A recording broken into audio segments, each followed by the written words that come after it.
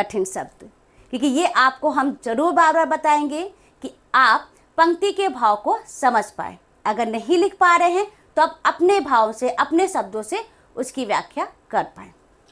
पहला शब्द है जवनन, यवन, अफगानी। धाम, धरती। भोगत, भोगना। आरज, आर्य। हाई, होकर। एक बार फिर से, जवनन, यवन, अफगानी। धाम, धरती। भोगत, भोगना। आरज, आर्य। हाई, होकर। अब इस कठिन शब्दों को पढ़ने के बाद हम बढ़ते हैं अपनी पंक्ति की तरफ। हमारी पंक्ति है, फुटही सो जय चंद बुलायो। फुटही सो जय चंद बुलायो, जवनन भारत धाम। जाको फल अब लो, भोगत सब आरज हुई गुलाम। पंक्ति पढ़ते ही आपको समझ में आ गया होगा कि फूट के कारण क्या हुआ, लेकिन इसकी व्याख्या करते हैं हम, आपको अर्थ बताते हैं। फुट ही मतलब फूट, मन मुटाव के कारण। सो जयचंद, जयचंद राजा। बुलवो जवन, जवनन मतलब यवन, अफगानी लोगों को उन्होंने बुलाया। कहाँ पे? भारत धाम, भारत की धरती पर। यहाँ जयचंद का युद्ध किससे हुआ था आपको पता है? पृथ्वीराज चौहान जी से।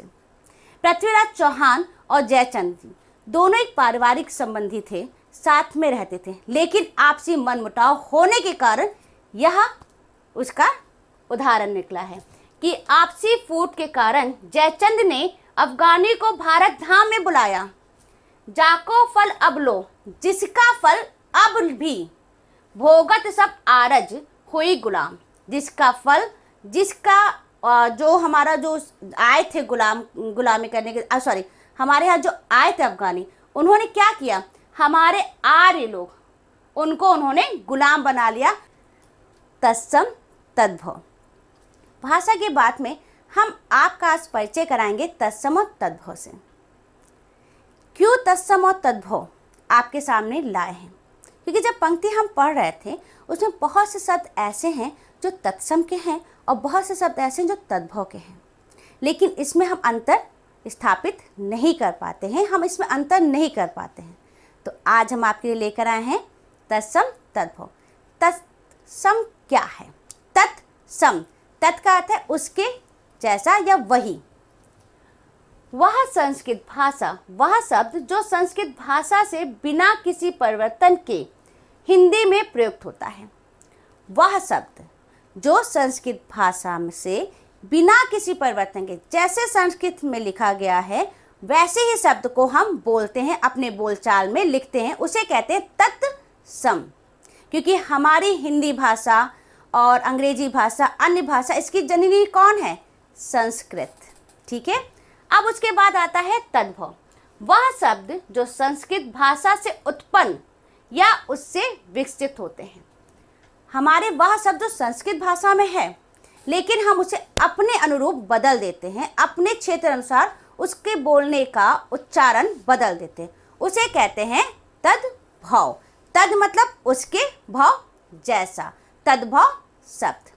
अब इसके लिए हम आपके सामने लाते हैं कुछ उदाहरण, क्योंकि बिना उदाहरण के आप तत्सम और तद्भव के बीच में जो डिफरेंस है, जो बीच में अंतर है, वो आप नहीं पहचान पाएंगे। तो बच्चों चलते हैं अपने उदाहरण की तरफ। आपके सामने आ रहा है तद्भव तत्सम का उदाहरण। ये आपकी पुस्तिका में भी है, एक बार ध्यान दीजिएगा, उसी से कुछ शब्द हमने लिए हैं। तद्भव, प्रश्न था कि तद्भव को हमें तत्सम में बदलना है।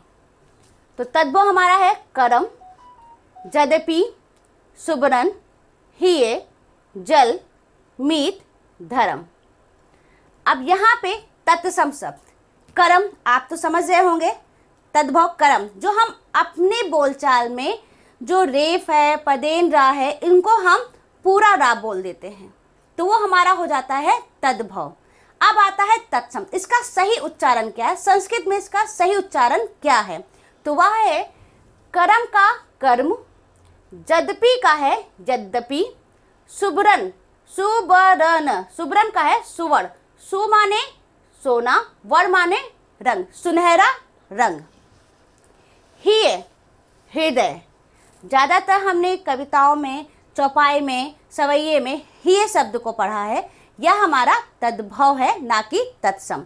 तत्सम उसका है हृदय। जल नीर। मीत मित्र। यहाँ भी आए धर्म। धर्म सही तत्सम क्या है? धर्म। हम कहेंगे धर्म, ना कि धर्म। ये हमारे उच्चारण के कारण तत्सम तद्भव बन जाता है।